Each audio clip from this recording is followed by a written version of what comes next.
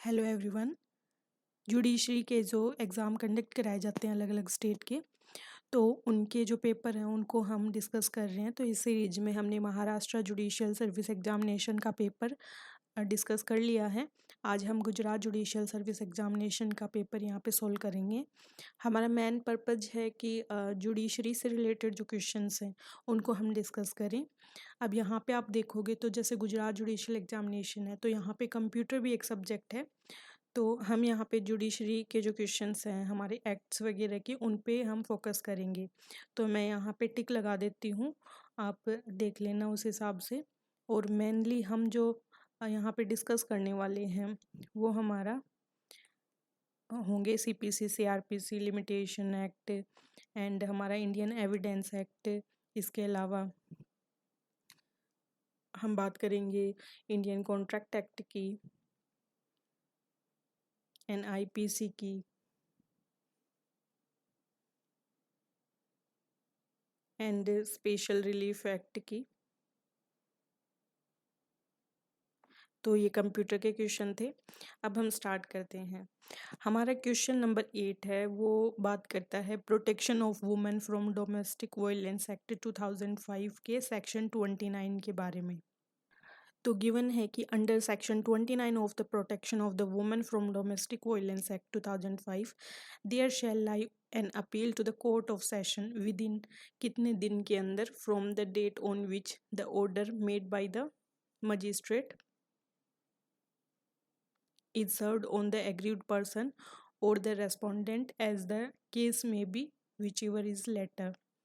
तो 30 दिन के भीतर यहाँ पे होनी चाहिए।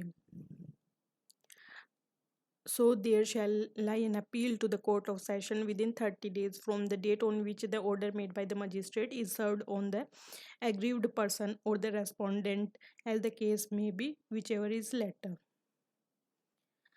Next question है, the court may at any stage of the proceeding order that the name of any party improperly joined, whether as plaintiff or defendant, be struck out। Where do you find this provision in the Code of Civil Procedure?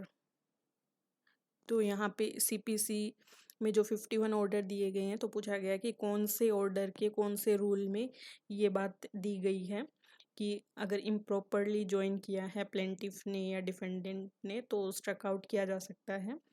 तो order first का rule number 10(2) जब आप देखेंगे तो उसमें आपको ये मिलेगा। अब देखो यहाँ दिया है, सब में ऑर्डर फर्स्ट ऑप्शन है एंड तो आपको स्पेसिफिकली पता होना चाहिए कि कौन सा रूल है। तो यहाँ पे ऑर्डर की बात करें तो ऑर्डर फर्स्ट में पार्टीज टू सूट्स, इसमें 10 में यहाँ पे देख सकते हैं कि कोर्ट में स्ट्राइक आउट और एड पार्टीज। जो यहाँ पे गिवन है order first and order first में देख सकते हैं यहाँ पे 10(2) में कोर्ट में स्ट्राइक आउट और एड पार्टीज। तो जब आप ये क्वेश्चन करो तो इसके साथ साथ अपने बेयर एक्ट जो है उसमें आप हाईलाइट कर लीजिए या फिर और कोई दूसरा तरीका जो भी आपको इजी लगे तो आप ऐसा कर सकते हैं ताकि आपको मालूम चल जाए कि कौन से ऑर्डर में कौन सा रूल इम्पोर्टेंट है, क्योंकि सब कुछ इम्पोर्टेंट नहीं है। सब कुछ याद करेंगे तो कुछ भी याद नहीं होगा। इसके बाद अगला क्वेश्चन है, the code of civil procedure 1908 किस तरीके का लॉ है? क्या कोई आर्बिट्रेरी लॉ है या सब्सटेंटिव लॉ है या एडजेक्टिव लॉ है या नन ऑफ दीज ऑप्शन? तो कोड ऑफ सिविल प्रोसीजर जो है वो एक एडजेक्टिव लॉ है, यानी ये जो लॉ है ये it neither creates no takes away any right. तो 10 के में हो जाएगा यहाँ पे सी, एडजेक्टिव लॉ।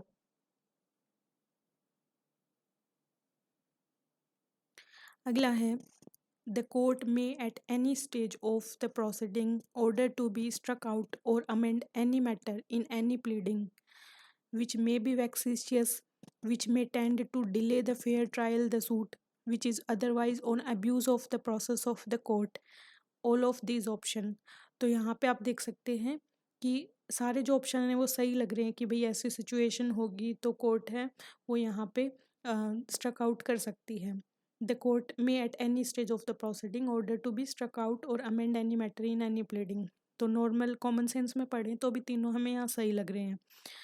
तो इसका आंसर यहाँ पे है रियल में ऑल ऑफ दीज ऑप्शन। जब आप ऑर्डर 6 देखेंगे, रूल 16 उसका, तो वहाँ पे ये कंडीशंस हैं वो दी गई हैं।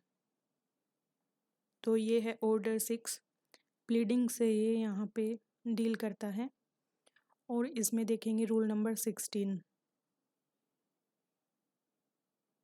देखो रूल नंबर 16, तो यहाँ गिवन है striking out pleadings, the court may at any stage of the proceeding order to be struck out or amend any matter in pleading which may be unnecessary है, scandalous है, frivolous है या vexatious है, या फिर which may tend to prejudice, embarrass or delay the fair trial of the suit or which is otherwise an abuse of the process of the court.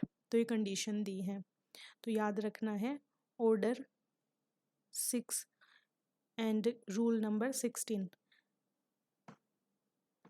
अगला question है an appeal against an order under rule first, rule second of order यहाँ पे दिया गया 39 of the CPC shall lie under which of these orders of the said code. तो ये यहाँ given है ऑर्डर 43 और इसमें देख सकते हैं कि यहाँ गिवन है an order under rule first and rule second and rule 4 and rule 10 of order यहाँ पे दिया गया है 39। तो इतना डिटेल में अब कोई भी याद नहीं कर सकता, लेकिन जो प्रीवियस ईयर क्वेश्चंस हैं उनको करने का यही फ़ायदा है कि हो सकता है ये रिपीट हो जाए तो आपका गलत नहीं हो। इसके अलावा जो टफ़ क्वेश्चन है वो कम बनते हैं एग्ज़ाम में, ज़्यादातर क्वेश्चन है वो मॉडरेट एंड इजी टाइप के होते हैं, तो इतना टेंशन लेने की इसमें कोई बात नहीं है। अगला क्वेश्चन है the provision of precepts are found in which of this provision of the code of civil procedure 1908। Precepts यानी आज्ञापत्र, तो ये इजी क्वेश्चन में आएगा क्योंकि ये सीधा टाइटल से पूछ लिया। तो इस तरीके के क्वेश्चन जो हैं वो काफ़ी देखने को मिलते हैं।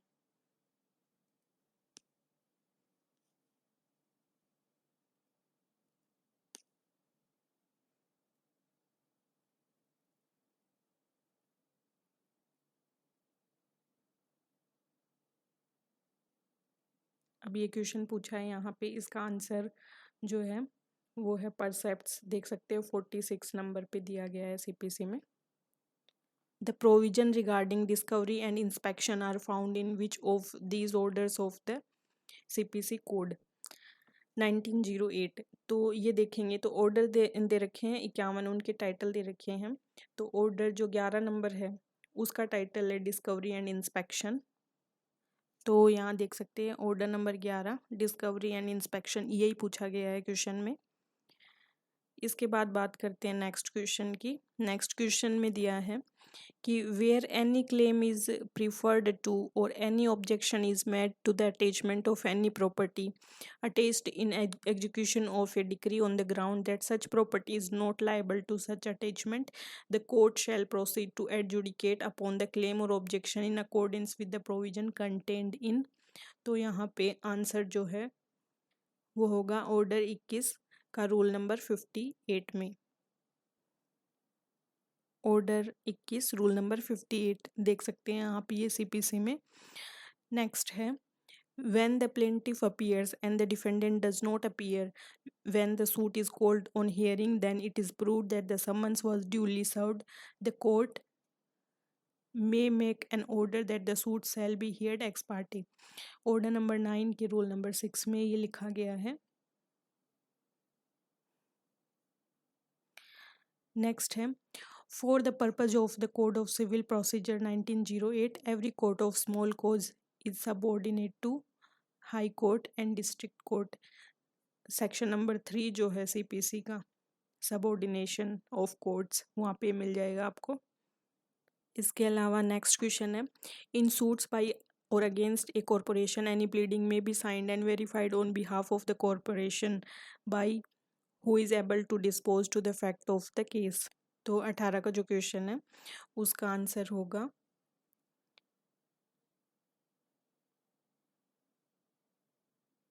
the secretary, any director of the company, and other principal officer of the corporation. D इसका आंसर है, any one of these person mentioned in option A to C. अगला क्वेश्चन है कि secondary evidence may be given of the existence, condition और contents of a document. जो ये last वाला question था ना, ये ऑर्डर 29 जो है उसके रूल नंबर 2 में आपको मिल जाएगा, तो वहाँ पे देख लेना। सेकेंडरी एविडेंस में be given of the existence, condition और कंटेंट ऑफ ए डॉक्यूमेंट। तो इसका आंसर क्या होगा? When the original is of such a nature as not to be easily movable, when the original has been destroyed or lost, when the original is shown or appear to be in possession of power of any person legally bound to produce it, all of these option। तो D है, ये इसका answer है 19 का। इसके लिए आप Indian evidence act जो है उसमें सेकेंडरी एविडेंस की डेफिनेशन दी गई है, सेक्शन नंबर 65 देखना है इसके लिए। वहाँ पे कई सारी कंडीशन दी गई हैं, तो वहाँ ये कंडीशंस आपको मिल जाएंगी। अगला है, a man is in possession of stolen goods soon after the theft, choose the correct presumption from the option given which the court may presume. पहला है that he is an innocent person, दूसरा है that he must be knowing the thief, third है that he is either a thief or has received the goods knowing them to be stolen, none of these options। तो यहाँ पे जब आप options को देखेंगी तो कौन सा अप्रोप्रिएट लग रहा है? सी देखने में अप्रोप्रिएट लग रहा है और सी ही इसका आंसर है। जब आप सेक्शन नंबर 114 देखेंगे इंडियन एविडेंस एक्ट का, वहाँ पे ये गिवन है, वहाँ दिया गया है कि the court may presume that a man who is in possession of stolen goods soon after the theft is either the thief or has received the goods knowing them to be stolen unless he can amount for his possessions। अगला है, under the Indian evidence act 1872 when a person is bound to prove the existence of any fact it is said that the burden of proof lies on that person, he has to discharge his burden in rebuttal, both the option A and B and none of these options. 21 का जो answer होगा वो होगा कि the burden of proof lies on that person. 101 जो है Indian evidence act का, वो इसके लिए आप देखना, वहाँ दिया गया कि whoever desires any court to give judgment as to any legal right or liability dependent on the existence of facts which he asserts must prove that those facts exist। When a person is bound to prove the existence of any fact, it is said that the burden of proof lies on that person। तो ये already हमने देखा हुआ है, last जो discuss किया था वहाँ भी क्वेश्चन पूछा गया था। अगला है, under section 143 of Indian evidence act 1872 leading question may be asked, examination in chief, re examination, cross examination, none of these options. तो 143 जो सेक्शन है वो जब आप देखोगे इंडियन एविडेंस एक्ट का, वहाँ लिखा गया है कि leading question may be asked in cross examination. C जो है वो आपका आंसर हो जाएगा यहाँ पे। अगला है, लॉ ऑफ एविडेंसेस। अब देखो ऐसे सीपीसी का पूछा था कि सीपीसी कैसा लो है, तो वो है एडजेक्टिव लो। अब यहाँ पे पूछ लिया कि लॉ ऑफ एविडेंस कैसा लो है, तो ये है लेक्स फोरी। अब यही क्वेश्चन है, रिपीट होते रहते हैं। अगला है, except as otherwise provided by chapter 2 of the specific relief act 1963 the specific performance of a contract may be obtained by. तो यहाँ पे ऑप्शंस दिए गए हैं कि a reverseners in possession where the agreement is an covenant entered into with his predecessor in title and the reversener is entitled to the benefit of such covenant and any party thereto, and where the contract is of a settlement on marriage, any person beneficiary entitled thereunder, and last है all of these options। तो जब आप SRA का section number 15 देखोगे, वहाँ पे आपको ये सारे जो दिए गए हैं सारे पॉइंट्स वहाँ मिल जाएंगे। तो आंसर जो है हमारा वो है ऑल ऑफ दीज ऑप्शन। तो इस टाइप के जो क्वेश्चन है उनके जो सेक्शन है उनको डिटेल में पढ़ लेना, कि हो सकता है नेक्स्ट टाइम ऑप्शंस है वो और चेंज हो जाएं, क्योंकि वहाँ पे एच तक कंडीशन दी गई हैं।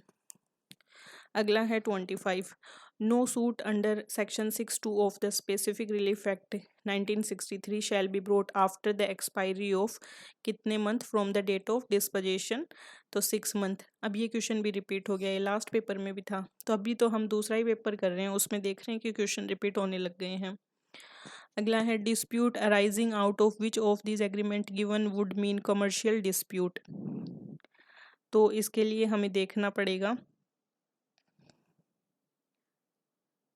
कॉमर्शियल कोर्ट एक्ट, जो कि राजस्थान वाले में तो सिलेबस में नहीं है, तो आंसर देख लेते हैं इसका। Joint venture agreement, technology development agreement and distribution and licensing agreement, all of these options, D इसका यहाँ पे आंसर है। कॉमर्शियल कोर्ट एक्ट का सेक्शन नंबर 2 है ये। अगला है chapter 3 A pre-institution mediation and settlement in the Commercial Court Act 2015 was inserted in the year, तो यहाँ पे आंसर है इसका 2018। अगला है, ये क्वेश्चन हमारे काम का है। An offence punishable under the indecent representation of woman prohibition act 1986 shell be, तो किस तरीके का ये यहाँ पे होगा। Non bailable and cognisable, non bailable and non cognisable, bailable and cognisable, तो आंसर है वो हमारा यहाँ पे होगा सी, बेलेबल एंड कोग्निजेबल।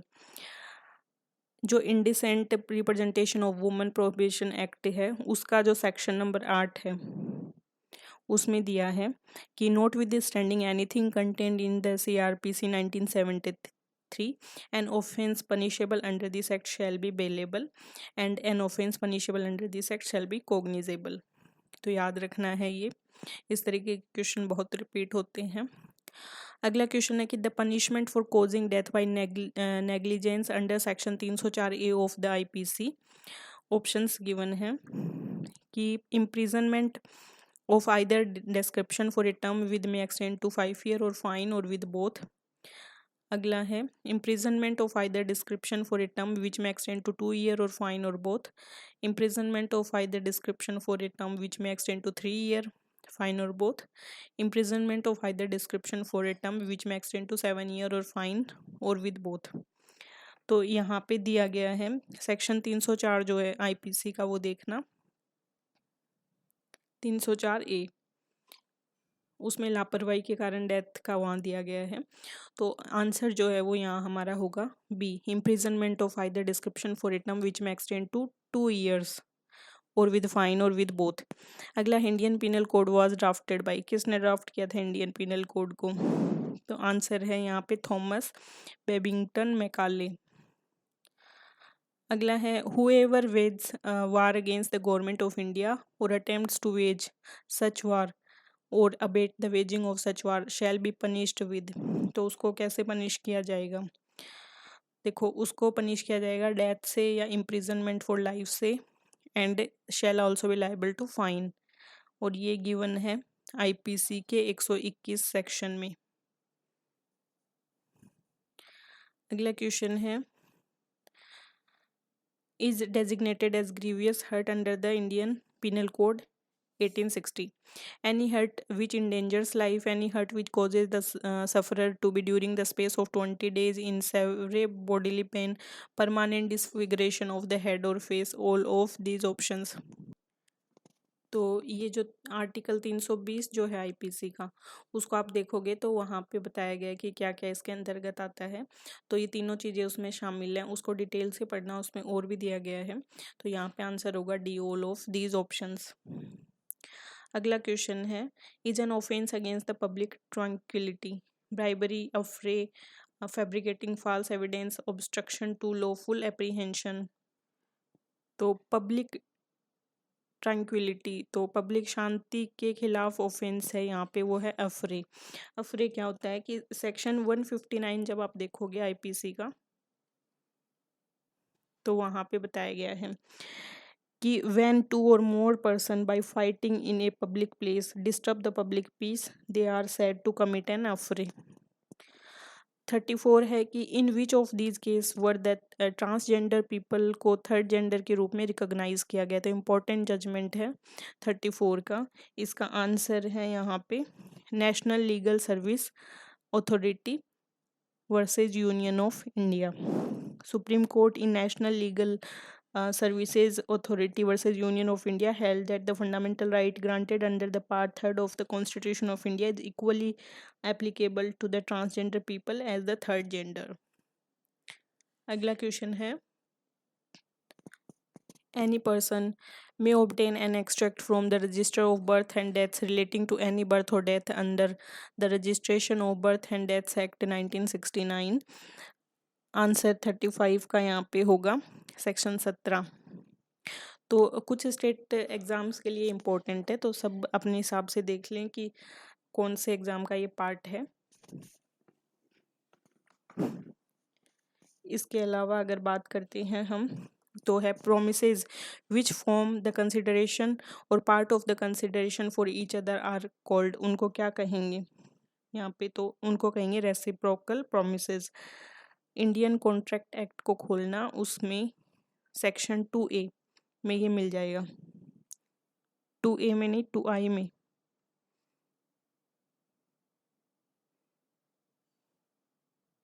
2I में आपको मिल जाएगा ये। वहाँ पे गिवन है कि section 2I of Indian contract act, an agreement which is enforceable by law at the option of one or more of the parties thereto but not at the option of the others or is a voidable contract.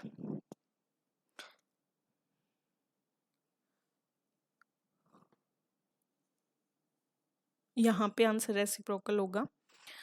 अगला question है, means and includes causing however innocently a party to an agreement to make a mistake as to the substance of the thing which is the subject of the agreement। तो 37 के में answer क्या होगा? क्या ये definition किसकी है, मतलब तो मिस रिप्रेजेंटेशन जो है उसकी डेफिनेशन है ये, सेक्शन 18 इंडियन कॉन्ट्रैक्ट एक्ट का, उसमें दिया गया है कि section 18 of Indian contract act miss representation means and includes the positive assertion in a manner not warranted by the information of the person making it of that which is not true he believe it to be true, any breach of duty which without an intent to deceive gains an advantage to the person committing it or anyone claiming under him by misleading another to his prejudice or to the prejudice of any one claiming under him, causing however innocently a party to an agreement to make a mistake as to the substance of the thing which is the subject of the agreement। तो अब ऐसा है जैसे आपने यहाँ पे definition देख ली, तो एक बार इस पेपर में आपने देख लिया, अब ये कभी भी रिपीट होगा क्वेश्चन, तो आप उसको इजीली कर लेंगे। अगला क्वेश्चन है, the bailment of goods as security for payment of a debt or performance of a promise is called, क्या कहते हैं इसको? 38 का, तो section 172 of Indian contract act, the bailment of goods as security for payment of a debt or performance of a promise is called pledge, B answer हो जाएगा यहाँ पे। अगला है 25 person are in a room, 15 of them play hockey, 17 of them play, अच्छा इस तरीके का क्वेश्चन भी यहाँ पे है, तो ये हमारे एग्जाम में काम का नहीं है। नेक्स्ट, हाँ 44 का क्वेश्चन, जुडिशरी से related question, under the IT act 2000 whoever commit or conspire to commit cyber terrorism shall be punished with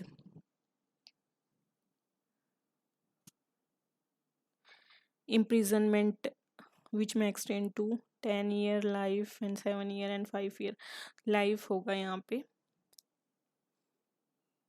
तो जो IT एक्ट है उसका सेक्शन नंबर 66 देखेंगे, 66F2, वहाँ पे दिया है whoever commit or conspire to commit cyber terrorism shall be punishable with imprisonment which may extend to imprisonment for life। अगला क्वेश्चन है, means any facility from where access to the internet is offered by any person in the ordinary course of business to the members of the public, तो इसका जो answer है वो यहाँ पे हो जाएगा साइबर कैफे। अगला क्वेश्चन जो है वो यहाँ पे इंग्लिश का क्वेश्चन है, ये देख लेते हैं। Choose the appropriate word from the options given to complete the following sentence. One of his biggest was his ability to forgive. Wise virtue choices strength. तो इसमें आंसर क्या होगा? इसमें होगा कि उसका ये गुण है, तो वर्च्यूज आंसर होगा यहाँ पे। The grammatical categories of strength and strengthen are, ये क्या है? तो ये स्ट्रेंथ तो है नाउन एंड स्ट्रेंथन है वर्ब। अगला क्वेश्चन है इज सी फिजे, तो आंसर यहाँ पे डी होगा, arrows. The synonym of the word apex, apex का सिनोनिम क्या होगा? अपेक्स का सिनोनिम होगा ऊंचाई यानी peak. The antonym of the word malign, इसका एंटोनिम क्या होगा? तो इसका एंटोनिम होगा यहाँ पे प्रेज करना, क्योंकि निंदा करना का उल्टा यहाँ पे होगा प्रशंसा करना। Select the most appropriate word that can replace the highlighted word without changing the meaning of the sentence. Nowadays most children have a tendency to belittle the legitimate concern of their parents। तो अब highlight क्या किया हुआ है यहाँ पे? Belittle है ये, तो इसका हो जाएगा बी, इसका आंसर हो जाएगा। सॉरी, बी नहीं, ए होगा इसका answer. Choose the correct idiom from the options given for lose once temper, तो इसका आंसर क्या हो जाएगा?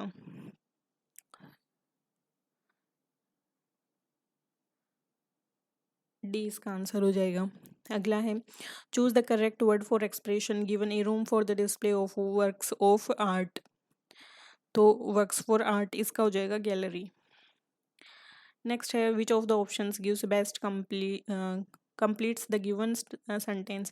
She will feel much better if she will get some rest, will be getting some rest, is getting some rest, तो यहाँ पे हो जाएगा C, get some rest, B answer हो जाएगा।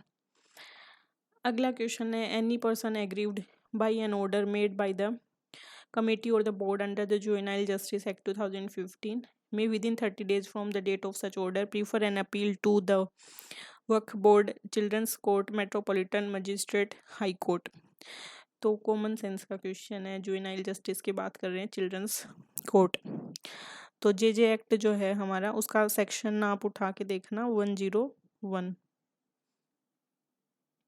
उसमें दिया गया है ये।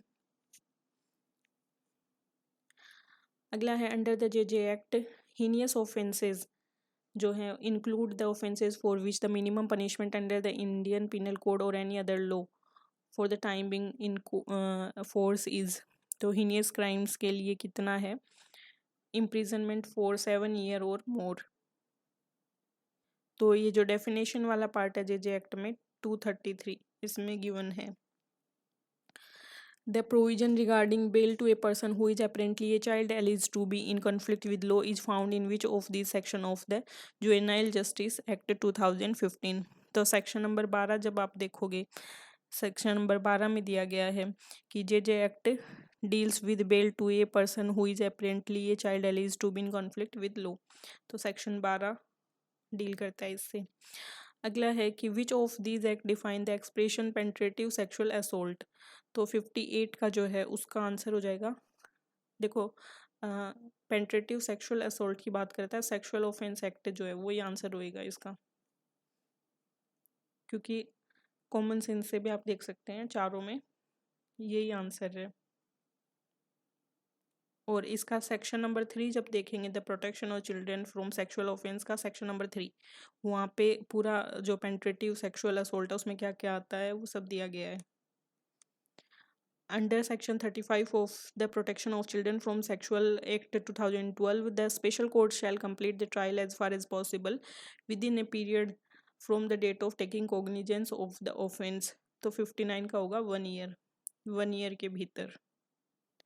इसके लिए आप देख सकते हैं सेक्शन 35 जो है protection of children from sexual offence act का। अगला है under section 216 of CRPC, any court may alter or add any charge at any time before the witness are examined, before the argument are concluded, before the judgment is pronounced, and an of these options. तो before the judgment is pronounced, तो देख सकते हैं 216 का 1 आप देख लेना CRPC में।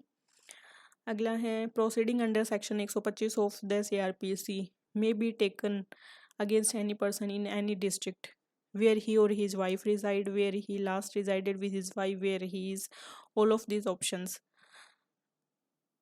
तो जब 126 एक देखोगे आप CRPC का, उसमें दिया गया कि प्रोसीडिंग अंडर सेक्शन 125 की जो प्रोसीडिंग है may be taken against where he is, where he or his wife resides, where he last resided with his wife, or as the case may be with the mother of the illegitimate child।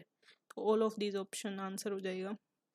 अगला question है is the main legislation on procedure for administration of substantive criminal law in India. तो कौन सा वाला है जो answer होगा, तो क्रिमिनल लॉ के लिए आपको पता है CRPC है, तो ये आंसर हो जाएगा।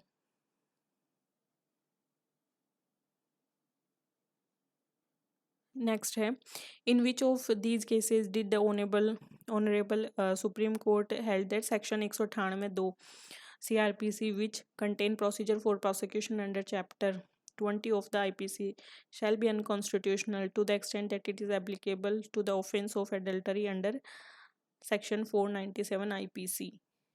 तो ये जो है इसका आंसर होगा Joseph Shine versus union of India, क्योंकि इस केस में यहाँ पे बोला गया था held that for purpose of section 497 of IPC the following section shall be substituted, namely amendment of section 497 criminal act 2018। Next question है the provision regarding recruitment of person other than district जज to the judicial service is found in which of these article of the constitution of India. तो article 234 को आप देखना, वहाँ पे लिखा गया है ये कि appointment of person other than the district जज to the judicial service of his state shall be made by the governor of the state in accordance with rules made by him in that behalf after consultation with the state public service commission and with high court exercising jurisdiction in relation to such state. कह रहे part third जो है वो किससे deal करता है, तो part third fundamental right से डील करता है। लास्ट पेपर में हमने देखा फंडामेंटल ड्यूटीज पूछा था। अगला क्वेश्चन है कि the word unity and integrity of the nation were substituted for the words unity of the nation, तो कब सब्सटीट्यूट करे गए थे, तो 66 का पूछा है, तो ये करे गए थे 42nd अमेंडमेंट एक्ट 1976 में। अगला है in which of these cases has the honourable supreme court of India held that timely delivery of justice is part of human right, denial of speedy justice is a threat to the public confidence in the administration of justice. तो इसका answer होगा यहाँ पे Hussain versus union of India. Supreme court in Hussain and यहाँ पे versus union of India held that timely delivery of justice is a part of human right, denial of speedy justice is a threat to public confidence in the administration of justice. अगला है what is the proper court fee to be paid on a vakalatnama when presented for the conduct of any one case to a district court or court of session. तो इसका जो answer है 68 का वो हो जाएगा बी, ₹3। नेक्स्ट है given the meaning of नेमो डेप्ट एसे जुडेक्स इन प्रोप्रिया सुआ केओसा, तो इसका मीनिंग क्या, इसका नाम क्या अर्थ किसका होगा, लीगल मैगजिम है ये, तो इसका होगा 69 का नो मैन कैन बी जज इन हिज ओवन केस।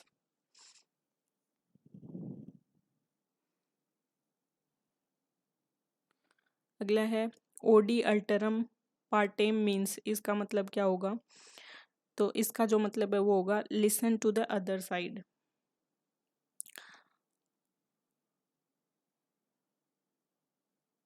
या फिर दूसरा मीनिंग हो गया listen to the other party, यानी no one shall be condemned unheard, तो अनहियर्ड नहीं रहना चाहिए।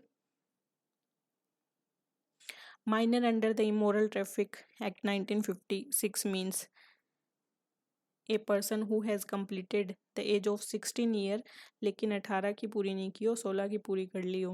तो ये माइनर कहलाएगा। अगला क्वेश्चन है कि मीनिंग पूछा है यहाँ पे, means an instrument made in relation to a will and explaining, altering or adding to its disposition and shall be deemed to form part of the will। 72 के में पूछा है, सी जो है ये हमारा आंसर हो जाएगा यहाँ पे। The sale of good is a, किस तरीके का लॉ है, ये है एक मर्केंटाइल लॉ। अगला है under section 24 of the sale of goods act 1930 document of the title to goods includes, तो इसका आंसर हो जाएगा, इसमें चारों ही होंगे, warehouse keeper certificate, railway receipt, bill of lading. तो ये सारे एग्जाम में उनमें इंपॉर्टेंट नहीं है, जैसे राजस्थान में ये सिलेबस में नहीं है, अदर भी एग्जाम में नहीं है, ये गुजरात जुडिशरी का है तो इसमें ये एक सब्जेक्ट के तौर पे लिया गया है। अगला क्वेश्चन है, application for setting aside arbitral award may not be made after कितने month have eclipsed from the date on which the party making that application had received the arbitral award if a request had been made under section 33 from the date on which that request had been disposed of by the arbitral tribunal। तो 75 जो है उसका answer यहाँ पे होगा 3 months। Arbitration act की बात कर रहे हैं, ये 76 जो है, the provision regarding interim measure ordered by arbitral tribunal are found in which of these section of the arbitration and conciliation act। तो मैं ये बता देती हूँ, यहाँ पे राजस्थान जुडिशरी में काम का नहीं है, सेक्शन 17 है। अगला है 77 का, political Guru of Gandhi ji, GK के क्वेश्चन स्टार्ट हो गए हैं, ये काम के नहीं है। आंसर बता देती हूँ, गोपाल कृष्ण गोखले थे। फिर पूछा है कि थियोसॉफिकल सोसाइटी इंडिया में स्टार्ट की होम रूल लीग से कौन रिलेटेड है, तो एनी बिसेंट। इसके अलावा बात करें तो पूछा है इनर प्लेनेट के बारे में पूछा है, तो इनर प्लेनेट कौन सा है, तो मार्स है, बाकी ये सारे आउटर हैं। नेशनल ट्री पूछ लिया, मैंगो ट्री, मैंगो ट्री नहीं होगा, गलत बोल दिया मैंने, सी आंसर होगा इसमें।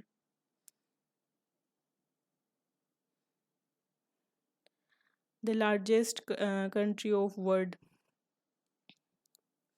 The largest country of world, तो 81 का जो है वो उसमें आंसर हो जाएगा रशिया। एरिया वाइज पूछा है।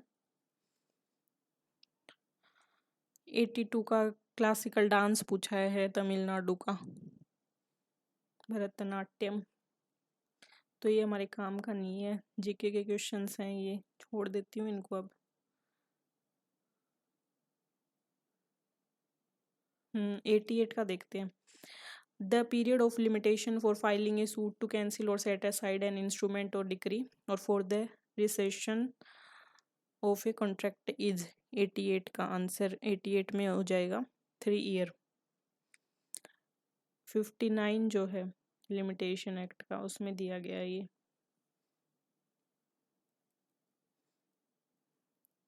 The period of limitation for preferring an appeal under the CPC to a high court from any decree or order is, तो 89 के में आंसर क्या होगा, यहाँ पे आंसर होगा 90 days। Under section 2A of the limitation act 1963 applicant में क्या आता है, एप्लीकेंट में, तो ये जब देखोगे ना तो एप्लीकेंट में पिटिशनर भी आता है, ये तीनों ही सही है, यहाँ पे डी आंसर हो जाएगा।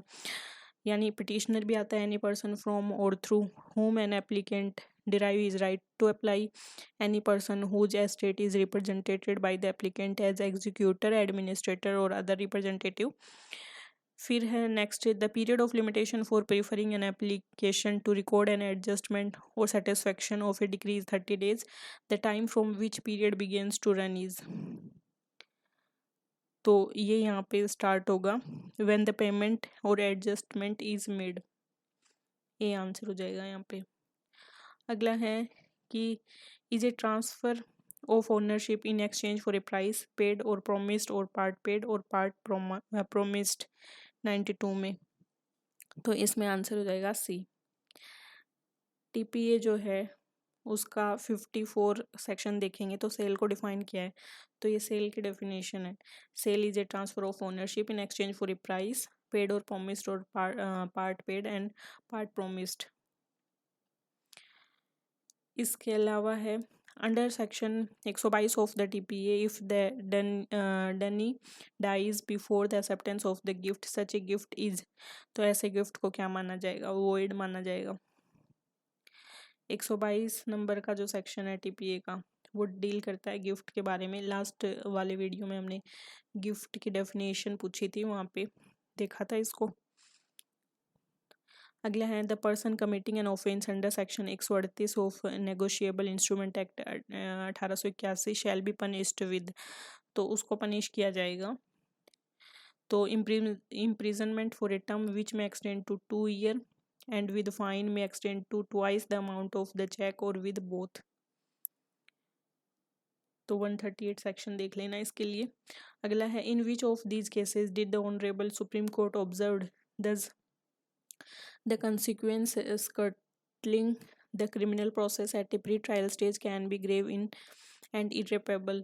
Quasi proceeding at preliminary stage will result in finality without the parties having had opportunity as adduce evidence and the consequence then that the proper forum trial court is ousted from weighing the material evidence. If this is allowed, the accused may be given an unmerited advantage in the criminal process। तो इसका जो answer है वो हो जाएगा Ratheesh Babu Unnikrishnan versus state government of NCT of Delhi and another.